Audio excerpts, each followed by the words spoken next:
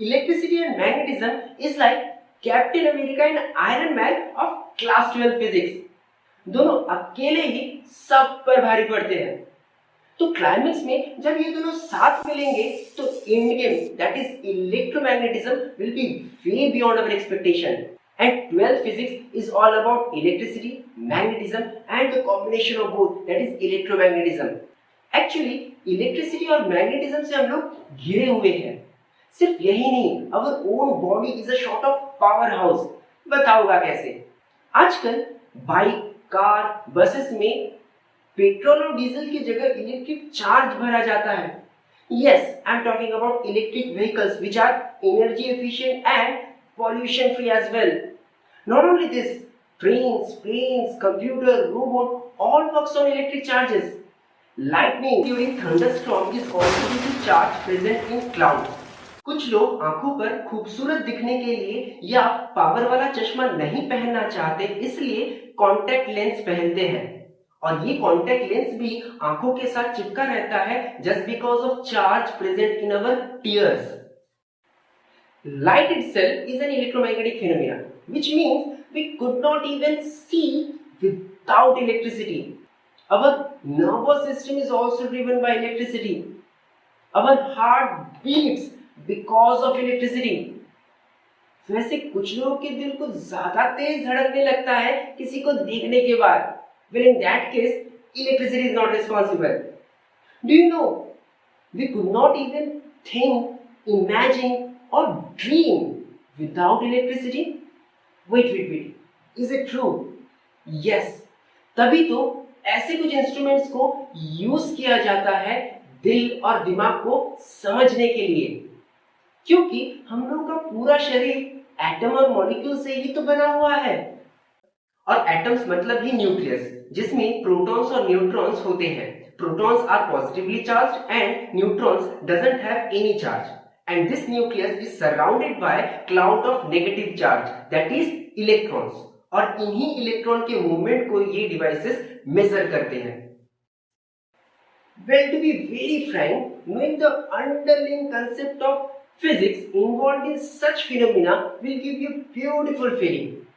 हम लोग generally derivation और इक्वेशन में उलझ जाते हैं, पर मैं आप लोगों को इन डेरिवेशन और इक्वेशन की पीछे की खूबसूरती को दिखाऊंगा। So let's start the amazing journey of class 12 physics. Hello everyone, welcome to Mahashwat Academy. I am Shubhadeep Majumdar, an intelligent automation and robotics engineer by qualification and a teacher by profession, and I will help you to build a crystal clear understanding of physics and mathematics. So let's get started.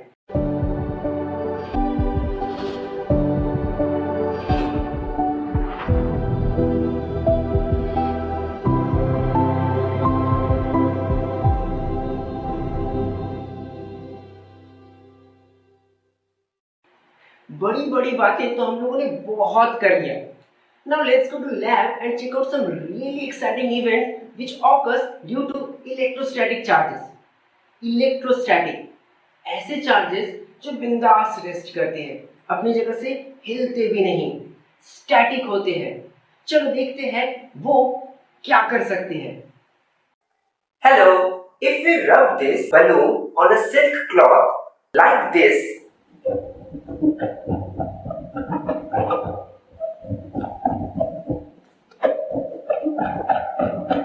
for a while, and now if we bring this balloon close to this Coke can, just see what will happen.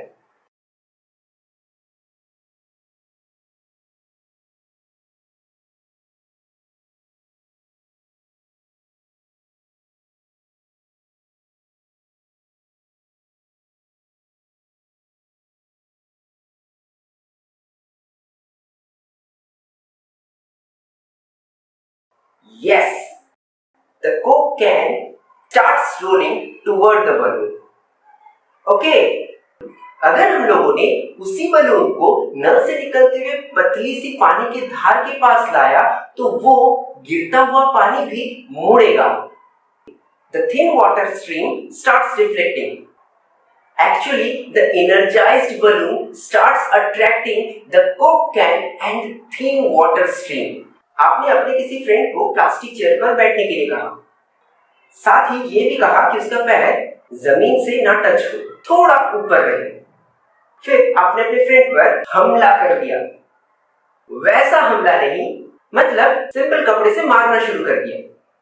कुछ देर कपड़े को झटकने के बाद आप जब अपने friend को touch करोगे तो आपको एक शॉक लगेगा, एक झटका लगेगा।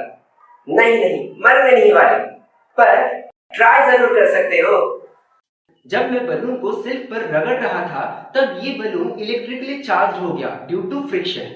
अब चार्ज दो तरह के होते हैं, ये तो हम लोगों को पता ही है, पॉजिटिव एंड नेगेटिव चार्ज। और ये पॉजिटिव और नेगेटिव चार्ज का कंसेप्ट लाए थे बेंजामिन फ्रैंकलिन ने इन द ईयर 1746। पर बलून पॉजिटिवली चार्ज हुआ या नेगेटिवली? बलून नेगेटिवली चार्ज होगा, क्योंकि कोई भी बॉडी एटम से बना होता है। सिल्क पर जब बलून को रब किया गया तब सिल्क क्लॉथ के एटम के लास्ट ऑर्बिट से इलेक्ट्रॉन्स फ्रिक्शन के कारण बाहर निकलकर बलून के सरफेस पर बैठ जाते हैं। इलेक्ट्रॉन्स मतलब नेगेटिवली चार्ज, तो बलून नेगेटिवली चार्ज हो गया था। और साथ ही सिल्क एटम इलेक्ट्रॉन लूज करता है, तो जब कोई एटम इलेक्ट्रॉन्स लूज करता है तब वो पॉजिटिव आयन में कन्वर्ट हो जाता है। पॉजिटिव क्यों? क्योंकि number of electron is less than number of protons. अब अगर इस बलून को पानी या कोक कैन के पास लाते हैं जो इलेक्ट्रिकली न्यूट्रल है, तब वो उन्हें अपनी तरफ खींचता है। But we know opposite charges attracts. तो न्यूट्रल बॉडी को कैसे अट्रैक्ट करता है बलून? एक्चुअली इलेक्ट्रॉन के कंपैरिजन में न्यूट्रल बॉडी तो पॉजिटिव ही हुआ ना, इसीलिए वो न्यूट्रल बॉडी को अट्रैक्ट करेगा। अगर बलून की जगह कोई कंडक्टर रहता तो सारे फ्री इलेक्ट्रॉन्स फ्लो होकर ग्राउंड में चले जाते। Since balloon is an insulator, इसीलिए ऐसा नहीं हुआ। An insulator is one which does not allow electrons to flow through it, and a conductor is one which permits an electric current, that is, flow of electrons through it. Now let's understand charging by induction by a simple animation.